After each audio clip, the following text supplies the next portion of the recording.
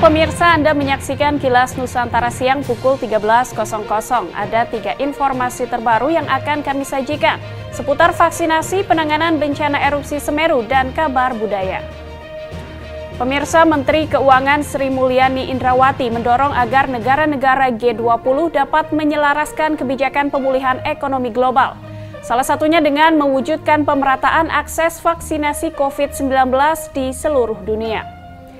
Sementara dari Lumajang, Jawa Timur, 6 satwa di unit K9 Kepolisian RI diturunkan untuk terus melakukan pencarian korban hilang pasca awan panas guguran Gunung Semeru.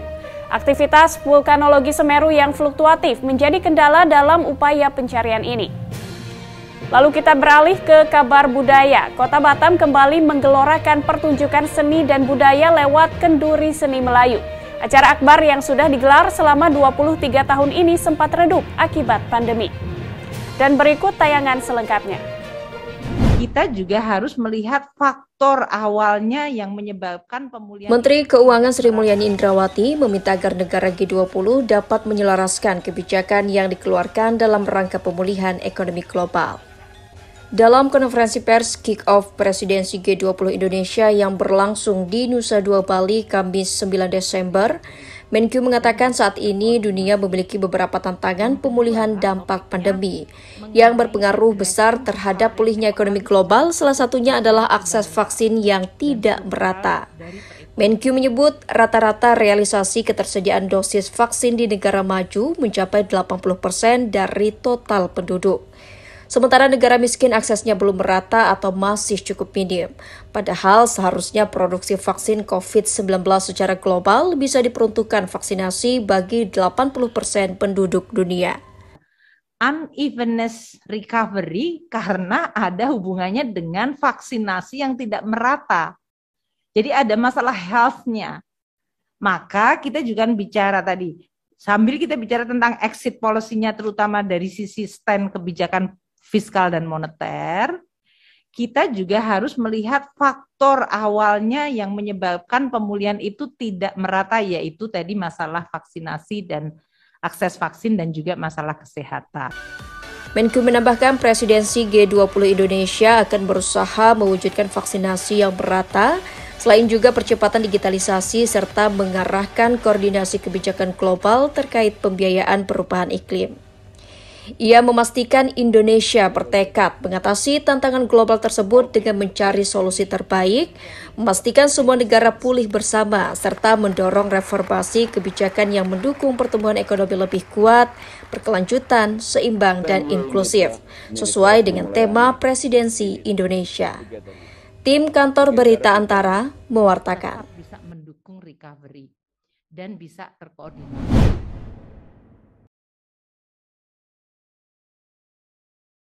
Upaya pencarian korban awan panas guguran atau APG Gunung Semeru terus dilakukan oleh unit K9 Sabara Polda Jawa Timur di kawasan Curah Cobokan, Desa Supit Urang, Kecamatan Pronojiwo, Lumajang hingga Kamis 9 Desember.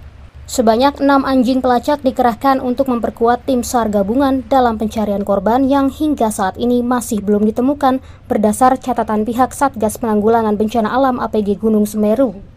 Aktivitas vulkanologi Gunung Semeru yang masih terus mengembuskan awan panas guguran menjadi kendala pencarian korban yang tertimbun material APG. Dari evaluasi sebelumnya untuk unit satwa nanti kita ditambah perkuatan dari Mabes ya, karena kondisi kita alamnya naik turun pegunungan, jadi anjing kita juga sedikit capek. Nanti ada penebalan dari Mabes, jadi kita bawa 6, kita turunkan 2 unit istirahat, jadi tidak bisa terus-terusan, itu aja karena kondisi alam aja. Jadi nanti kita turunkan perkuatan dari Mabes.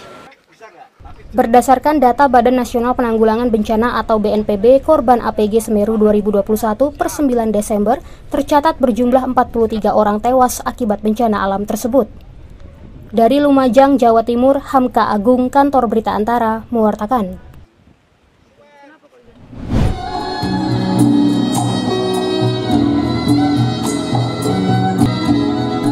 Kota Batam kini mulai kembali menggelorakan pertunjukan seni dan budaya melalui kenduri seni Melayu. Pergelaran akbar yang telah membumi selama 23 tahun di Provinsi Kepulauan Riau ini sebelumnya sempat meredup akibat pandemi COVID-19 dan hanya dilaksanakan melalui virtual. Kepala Dinas Kebudayaan dan Pariwisata Kota Batam, Ardi Winata, yang ditemui saat membuka kenduri seni Melayu pada Kamis 9 Desember tersebut mengatakan, pertunjukan seni dan budaya yang berlangsung selama 2 hari ini dilaksanakan dengan tetap memperhatikan protokol kesehatan. Pengunjung yang menghadiri secara langsung pun dibatasi. Sementara lainnya dapat menyaksikan melalui kanal resmi milik Dinas Komunikasi dan Informatika Kota Batam. Lebih lanjut, Ardi berharap dengan semakin membaiknya penanganan COVID-19 saat ini dapat kembali menggairahkan pertunjukan seni dan budaya di Kota Batam yang telah mendunia.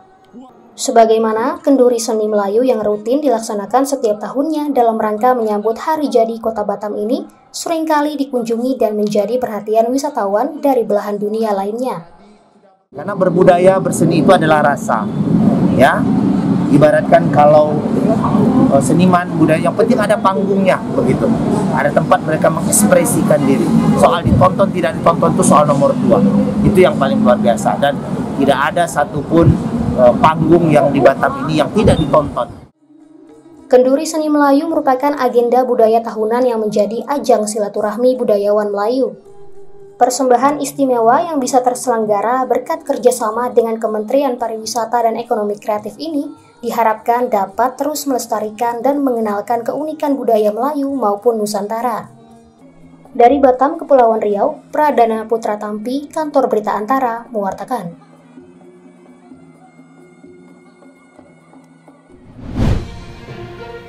Pemirsa, selalu jaga kesehatan Anda di tengah cuaca ekstrim saat ini yang tengah melanda sebagian besar wilayah Indonesia. Misalnya dengan mengkonsumsi asupan sehat dan juga olahraga secara teratur. Kilas Nusantara akan hadir lagi sore nanti pukul 17.00. Terima kasih dan selamat melanjutkan kembali aktivitas Anda.